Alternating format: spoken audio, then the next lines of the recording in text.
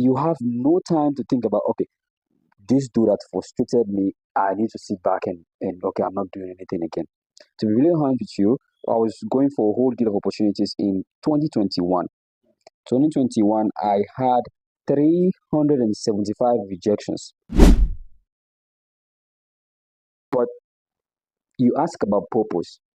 You ask about, I tell you about, okay, does that thing get you in bed excited? Do you wake up in the day excited about doing that thing?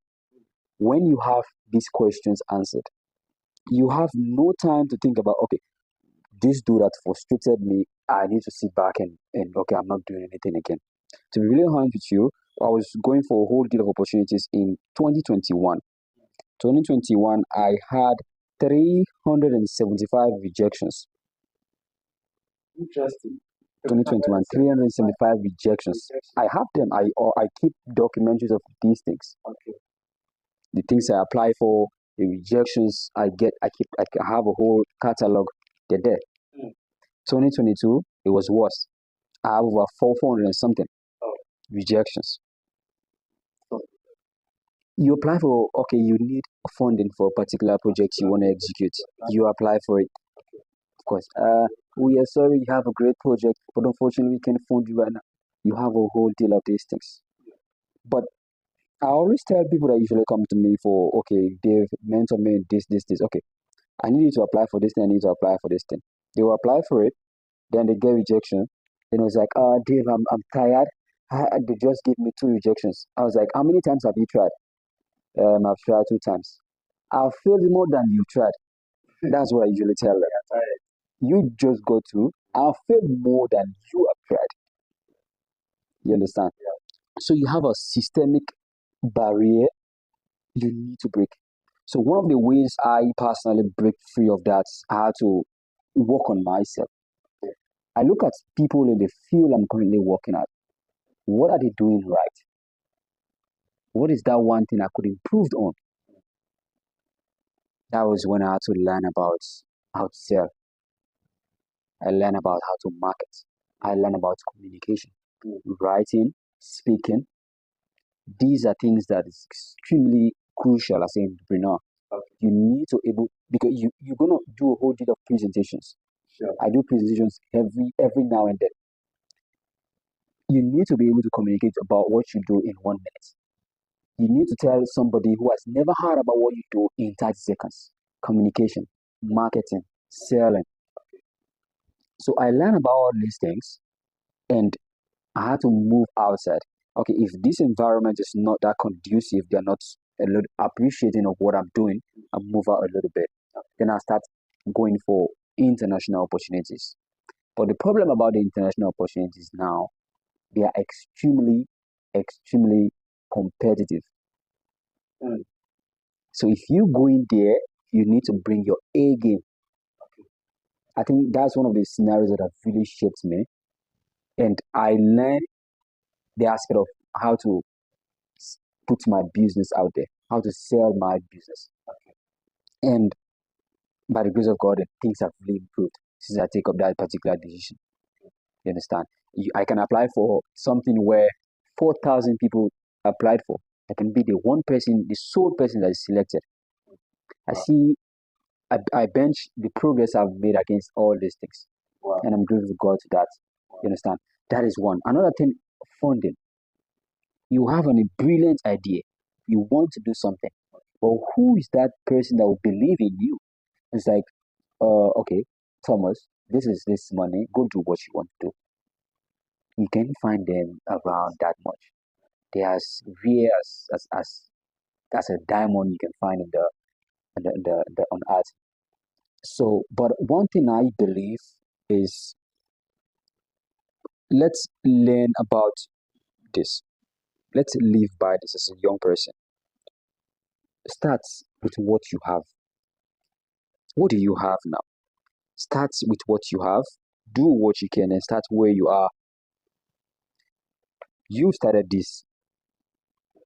That's what you have now. What do you have is you know how to present your Purpose TV, Purpose Life TV out there. That is what you have. What can you do now? reaching out to young people like myself to tell their story, to inspire more people out there. That is what you're doing. Start with where you are. We're starting here. We're doing it here. Start with what you have. Do what you can, and start where you are. Okay.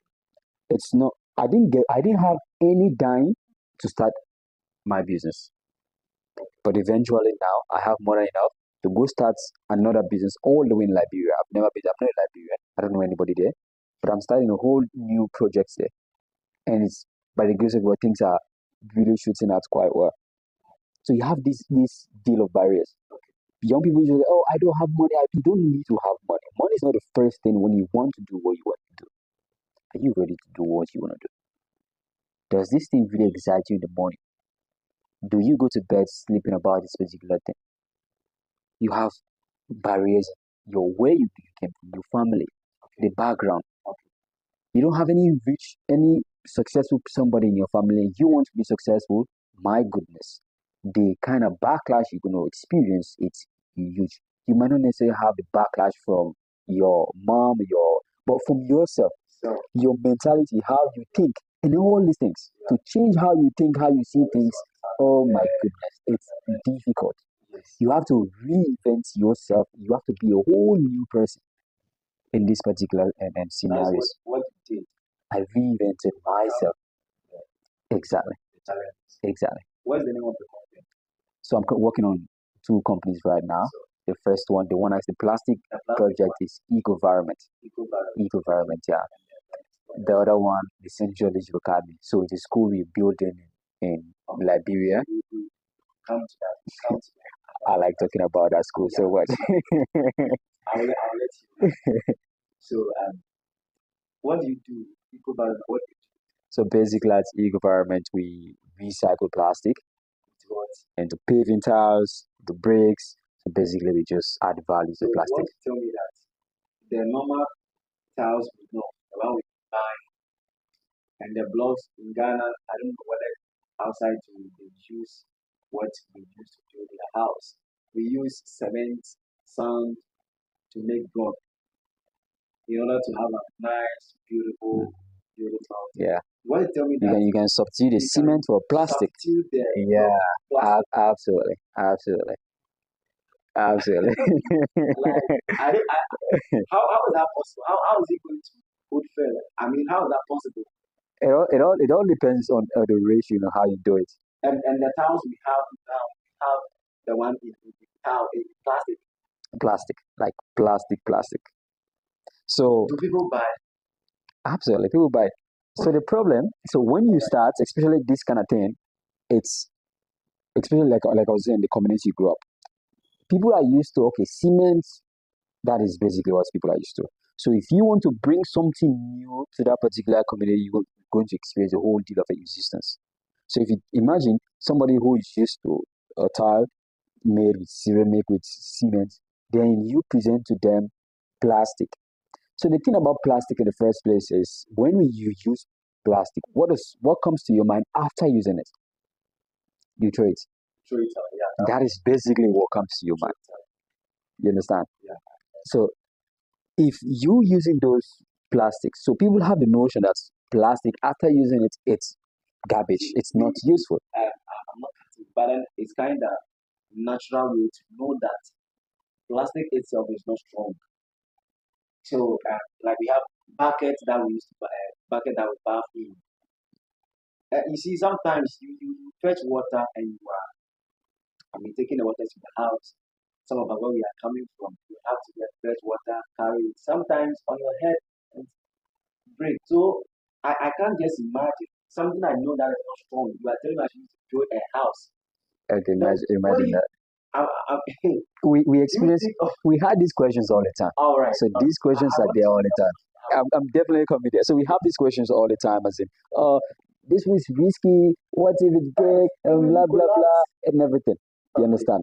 So we've not really invested R&D in terms of building big structures. Okay. So one of the things we've really invested in is the tiles. Yeah. Because honestly, getting the phobia out of people in using plastic to build a house, that's whole deal of things. You understand? coming there. That's a whole deal of things. I wanted to ask that, can I use your plastic blocks to build 5 or 6 story bedrooms? That's the thing. People will not adopt it right now. Yes. And to be really honest, Okay. that is something we ourselves don't want to do. Okay. We can construct small units of house, small unit with the plastic bricks. But one thing we can really always do is the paving tiles. Those ones we can always work with them. Do you understand? So as I talk to you right now, some of the tiles of some of the places we've paved since 2021, they are still there and fresh. They're still good. Cars ride on this paving tiles, they are still there and they're still strong compared to the cement pavers you have in the road, the brake and everything. You understand? Yeah. So back to the point you mentioned regarding, plastic is not strong and everything. But when you mix plastic and sand together, the compression strength automatically increase by 85%. You understand? So it depends the dimension at which you mix them together. If we want to have something extremely strong. So the ratio at which you do it is what? 7:3. So we have the proportion of sand, 30%. Then we have the proportion of plastic, 70%. With these two, you put them together, the compression strength is extremely tough. You see. Yeah. So you have this particular ratio. But it depends, like I said. Sometimes you can do a ratio of what? 4 and 5. Or do a ratio of 5:5. That the equal proportion of plastic equals to the equal proportion of sand. So you have it depends the quality at which you want it. For the highest level, you have a proportion of 7:3. Okay. So basically, you have 30% sand, you have 70% plastic. You blend these two together, you put it anywhere, it can be there until 2885. You still have it fresh and going. See, everybody have reason why they leave their business or any project at all. Why people burn it? That's a good question. That's a good question. I've actually never been asked that particular question ever. One of the reasons, one of the inspirations about what we do, the meaning, is the background.